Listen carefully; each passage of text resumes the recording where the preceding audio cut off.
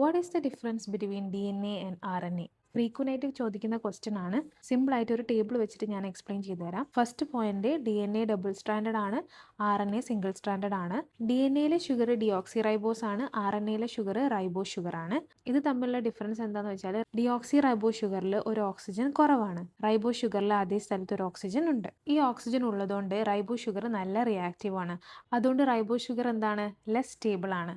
DNA double സ്റ്റാൻഡേർഡും അതുപോലെ തന്നെ deoxy ribose ഷുഗറും ആയത് കാരണം DNA സ്റ്റേബിൾ ആണ്. അതുകൊണ്ട് തന്നെ DNAക്ക് ലോങ് ടേമിൽ വലിയ ചേഞ്ചസ് ഒന്നും കാണില്ല. DNAയിലെ nitrogen bases adenine, guanine, cytosine, thymine. RNAയിലെ nitrogen bases adenine, guanine, cytosine, uracil. അതായത് thymine is replaced by uracil. തൈമിന് പകരം RNAയിൽ യുറാസിലാണുള്ളത്. ഓക്കെ, DNAക്ക് യുണീക്ക് ബേസ് തൈമിൻ ആണ്, RNAയിൽ യുണീക്ക് ബേസ് യുറാസിലാണ്. DNAയുടെ ലൊക്കേഷൻ വരുന്നത് ന്യൂക്ലിയസിലാണ്. RNAനെ നമുക്ക് ന്യൂക്ലിയസിലും കാണാം, അതേപോലെ സൈറ്റോപ്ലാസ്റ്റിലും കാണാം. അതായത് mRNA പ്രൊഡ്യൂസ് ചെയ്യുന്നത് ന്യൂക്ലിയസിലാണെങ്കിലും ട്രാൻസ്ലേഷൻ നടക്കാൻ വേണ്ടിയിട്ട് mRNA സൈറ്റോപ്ലാസ്റ്റിലേക്ക് വരുന്നുണ്ട്. പിന്നെ അതേപോലെ ട്രാൻസ്ഫർ RNA, റൈബോസോമൽ RNA ഒക്കെ കാണുന്നത് സൈറ്റോപ്ലാസ്റ്റിലാണ്. DNAന്റെ മെയിൻ ആയിട്ടുള്ള ഫംഗ്ഷൻ ജെനറ്റിക് സ്റ്റോറേജ് ആണ്, സ്റ്റോറേജ് ഓഫ് ജെനറ്റിക് ഇൻഫർമേഷൻ. RNAയുടെ പ്രൈമറി റോൾ എന്ന് പറഞ്ഞാൽ ക്യാരിയിങ് മെസ്സേജസ്, അതായത് ഇൻസ്ട്രക്ഷൻസ് ക്യാരി ചെയ്യുക, DNA എന്നുള്ള ഇൻസ്ട്രക്ഷൻസ് ക്യാരി ചെയ്യുക ടു പ്രൊഡ്യൂസ് പ്രോട്ടീൻസ്. അപ്പോൾ അവരുടെ മെയിൻ ആയിട്ടുള്ള ഫംഗ്ഷൻ പറയുന്നത് helps to make protein.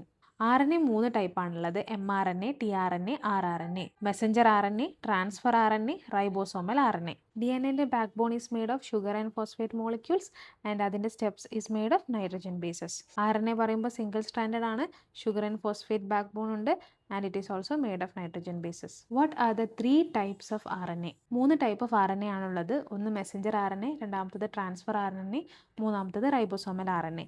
Messenger RNA എന്ന് പറയുന്നത് DNAയിൽ നിന്ന് ജനറ്റിക് ഇൻഫോർമേഷൻസ് ക്യാരി ചെയ്യുന്ന RNA ആണ് messenger RNA, which carries genetic informations from the DNA to the ribosomes. എന്തിനു വേണ്ടിയിട്ട്? പ്രോട്ടീൻ സിന്തസിസിന് വേണ്ടിയിട്ട്. ഇനി ട്രാൻസ്ഫർ RNA. ട്രാൻസ്ഫർ RNA എന്താ ചെയ്യുന്നത്? ട്രാൻസ്ഫർ RNAൻ്റെ ഫങ്ഷൻസ് എന്താ? ഇവർ brings amino acid specific to the mRNA codons. mRNAയിലെ ഇൻഫോർമേഷൻസ് അനുസരിച്ചിട്ടുള്ള അമിനോ ആസിഡുകളെ കൊണ്ടുവരും tRNA. റൈബോസോമൽ RNA. പ്രോട്ടീൻ സിന്തസിസ് എവിടെയാണ് നടക്കുന്നത്? റൈബോസോമിലാണ് നടക്കുന്നത്.